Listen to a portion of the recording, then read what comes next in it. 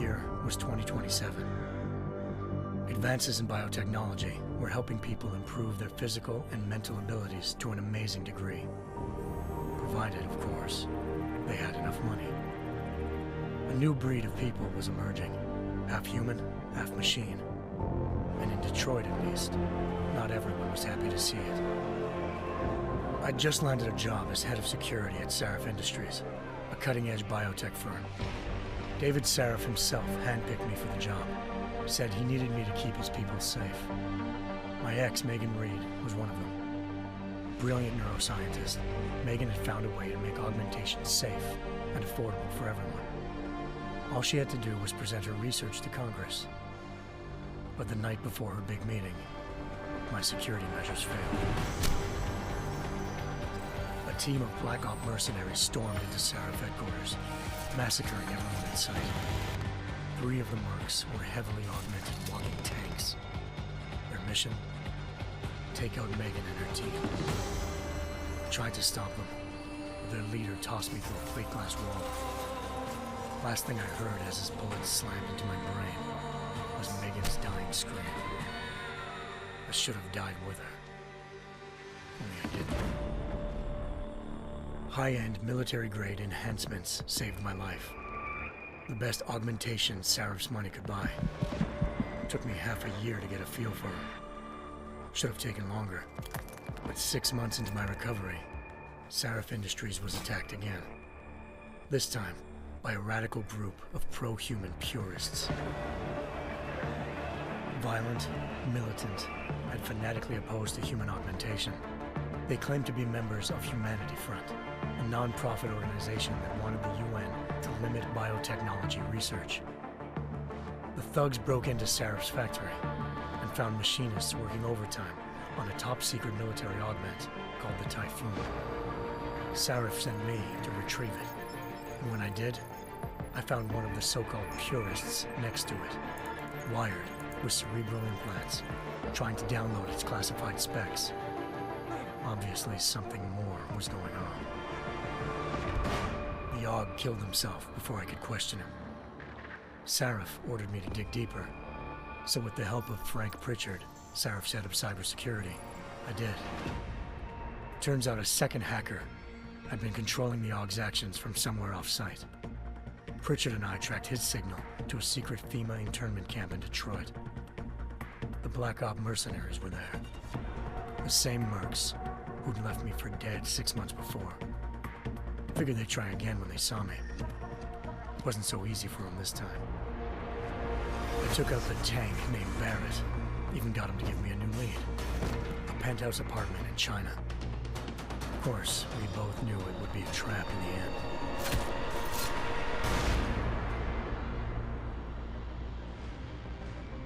Hengsha Island, China. Home to a city so crowded, they had to build a second city on top of it. Trying to find clues in Hengsha wouldn't be easy. Lucky for me, I wasn't alone. Farida Malik, Sarif Industries' ace pilot, had lived in Hengsha before. A good person to have on your side. She knew enough about the place to get me around. Malik dropped me in the lower city, close to the penthouse Barrett had told me about. Bell Tower Associates, a private security firm under contract to the Chinese government, had agents tossing the suite when I arrived. Just not for the reason I'd been expecting. Turns out the man who lived there was a criminal hacker named Van Bruggen. The same hacker who'd been remotely controlling the AUG in Sarif's factory. Van Bruggen's panicked decision to force the man to commit suicide had been a mistake. Now his mercenary partners were gunning for him, and I needed to find him before they did. Locating Van Bruggen meant playing nice with the Triads, Hengsha's organized crime lords. They had the hacker holed up inside a low-rent capsule hotel. By the time I found him, Van Bruggen had no qualms giving up the woman who hired him. Zhao Yunru, president of the Taiyang Medical Corporation. According to Van Bruggen, Zhao wanted to monopolize the augmentation industry and had hired Black Op mercenaries to destabilize her competition. Sarif Industries was at the top of her list. To prove this, I needed to get inside TYM and grab a surveillance hologram off a server. I suspected Van Bruggen was hiding something when he told me this, but nothing could have prepared me for what I saw. Megan wasn't dead. She and her 4 best researchers had been kidnapped, spirited away somewhere while their kidnappers made it look like they were dead. Desperate to learn more, I confronted Zhao in her penthouse.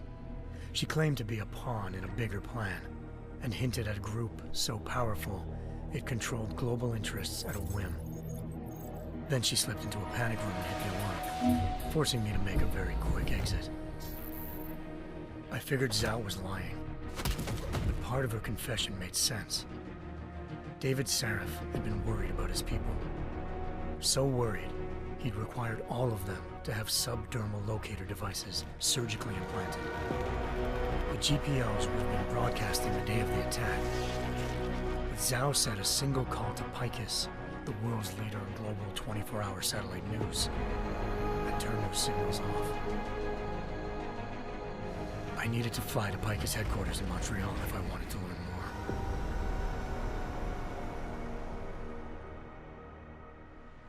Eliza Cassan, Picus Communications' First Lady of News. Malik thought I was reaching when I told her Eliza was involved in this. The world's most famous news anchor, working with a mercenary hit squad.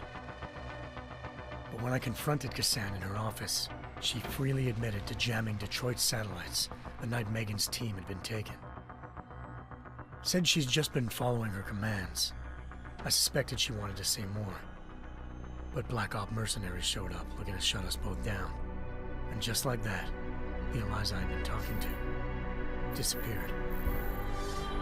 The Mercs were led by an augmented killer I crossed paths with twice before, Fedorova, a woman who'd made silence her best friend. She waited for me to track Eliza's transmission to a secret server room underneath the Picus complex, then jumped me from behind. A deadly fight ensued. I made sure she never moved silently again. With Fedorova down and no one left to keep Eliza quiet, she reappeared. Turns out Picus's First Lady of News wasn't a lady at all. She was a sophisticated AI program, engineered to monitor data streams and control what people believed. Eliza told me the Mercs had brought in a Humanity Front doctor named Isaiah Sandoval to remove the scientist's implanted tracking devices while Detroit's satellites were down. She also told me to speak to David Sarif if I wanted to learn more. By the time Malik and I got back to Detroit, tensions between normal and augmented citizens had reached a flashpoint. Riots were breaking out in several cities, and the UN was being urged to intervene. Sarif was trying hard to convince Hugh Darrow, the inventor-turned-philanthropist who'd once been a leading proponent of enhancement technologies, to help stop a possible regulatory vote. Sarif had a lot riding on Darrow. Megan's discovery would have given millions of people the chance to evolve beyond their normal human abilities, and at the same time catapulted Sarif Industries to the top of the Fortune 500. According to Sarif, Megan's kidnappers knew this, and didn't want people evolving unless they controlled how it was done. He called his enemies Illuminati, and urged me to keep searching. Determined to do so, I tracked down Sandoval via America's most outspoken augmentation opponent, Bill Taggart, Sandoval's boss and founder of Humanity Front. Sandoval admitted to operating on Megan's team when I confronted him, but said he hadn't removed their GPLs. He'd merely switched them to a different frequency. Pritchard was able to trace one of the signals to China. Malik and I immediately took off in pursuit. Unfortunately, the Illuminati were one step ahead.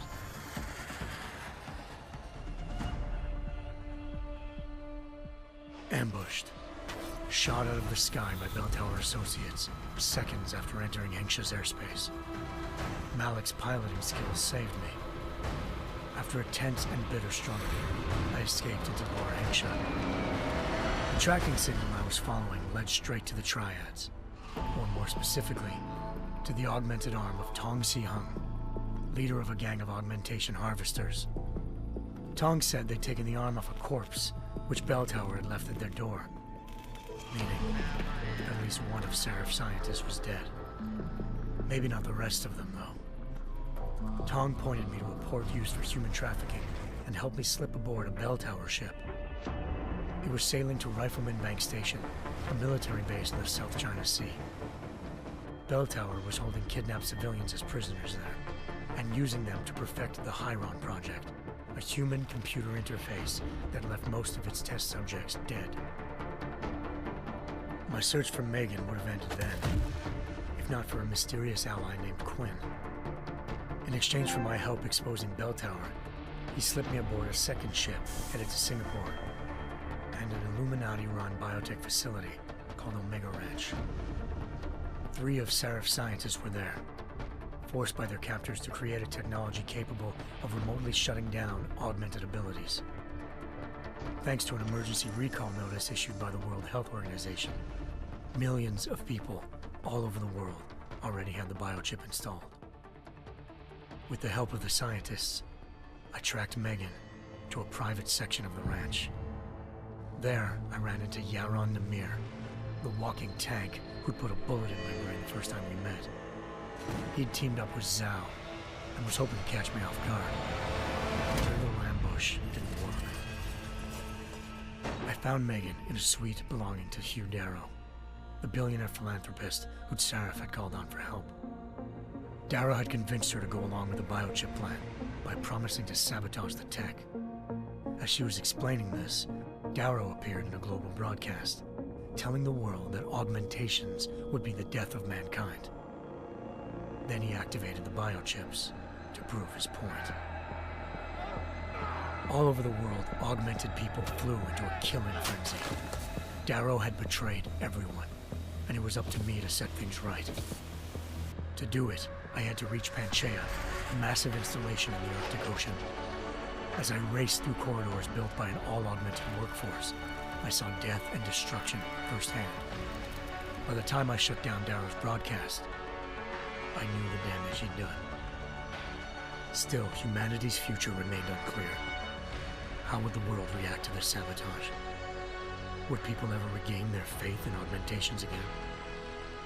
What would be the Illuminati's next move? Only time will give us the answers.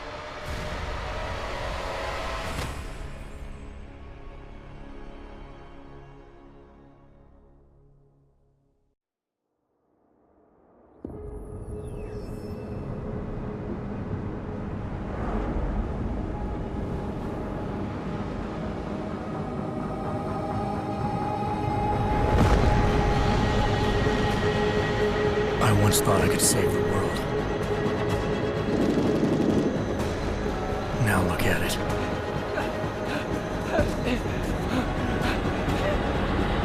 In yet another augmented terror attack, 251 passengers aboard Sister Airlines Flight 451 were killed when an augmented passenger broke into the plane's cockpit and ruthlessly butchered its flight crew.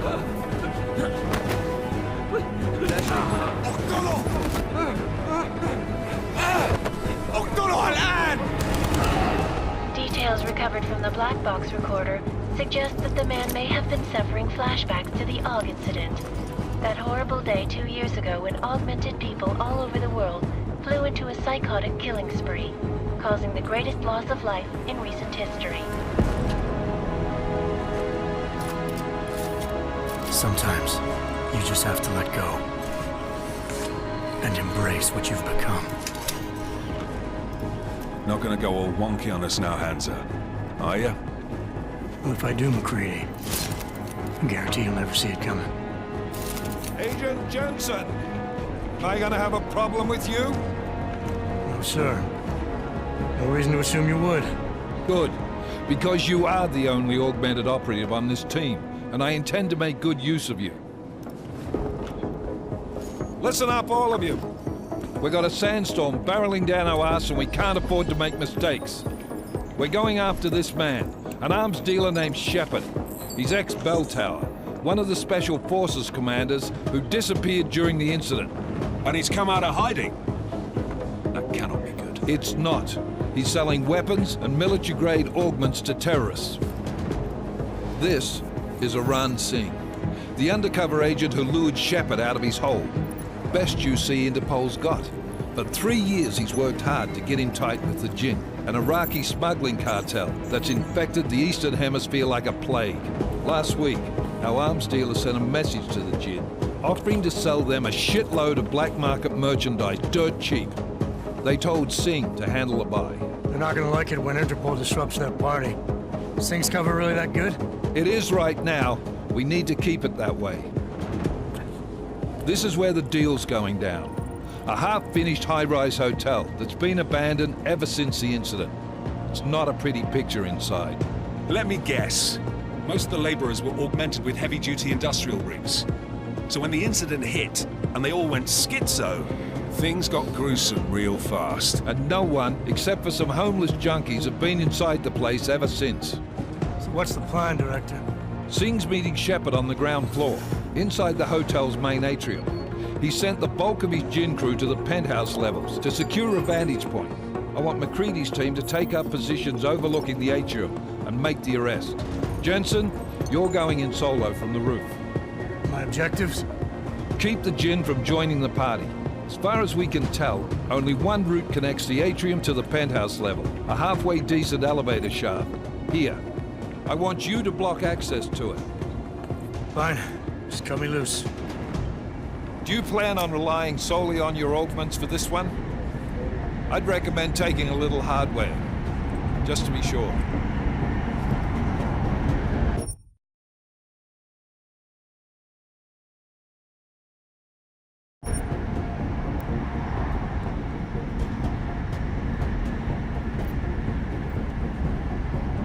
I'm not leaving my 6 exposed. Give me something lethal. Your call, but Singh's undercover in all this. So watch your fucking sights. What about range? There's lots of wide spaces and high ceilings in there, but a number of tight and constrained rooms too.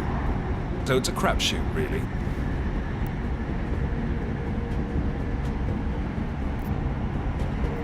Well, I'm not looking to play dice with anyone in there. Give me something with distance. Your call. Less chance of being seen and compromising Singh that way. One last thing, Jensen. Singh said the Jinn are using some sort of portable Wi-Fi device to boost communications. He's got a better chance of maintaining cover if you disable it. We'll keep an eye out for it. But aren't we on the clock here? You said there's a sandstorm moving in. There is, and we got the intel on this mission at the very last minute. So we're scrambling a little.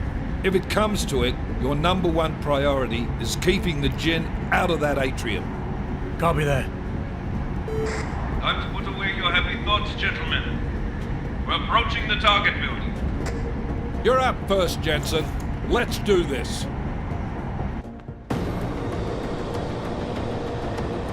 Task Force Actual. This is Knife Leader. Engage Hush drives and descend to Angels 1-5.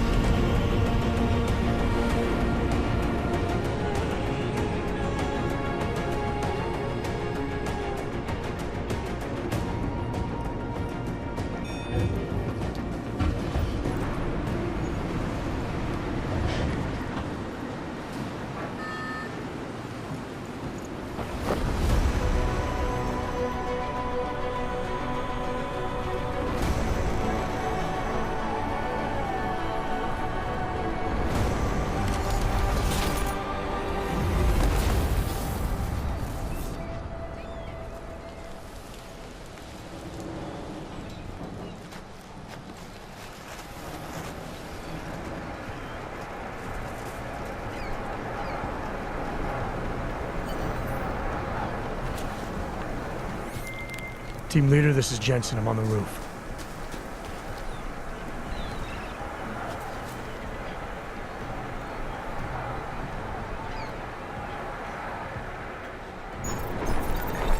Roger that.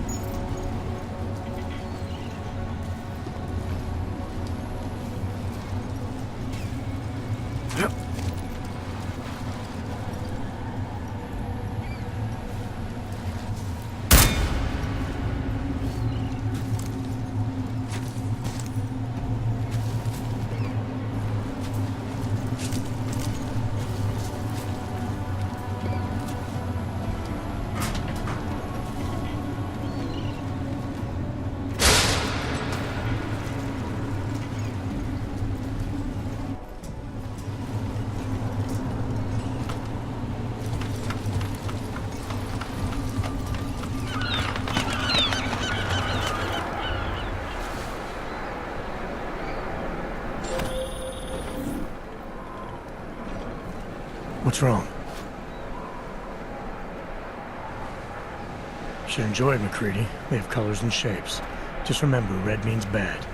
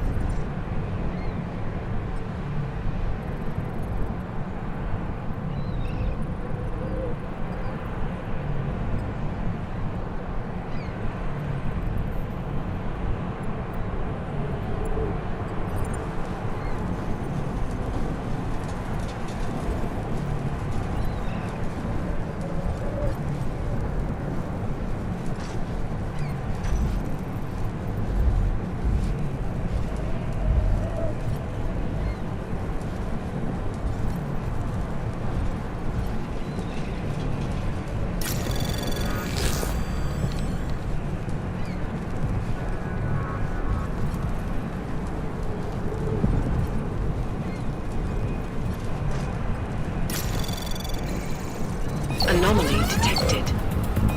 Trace program initiated.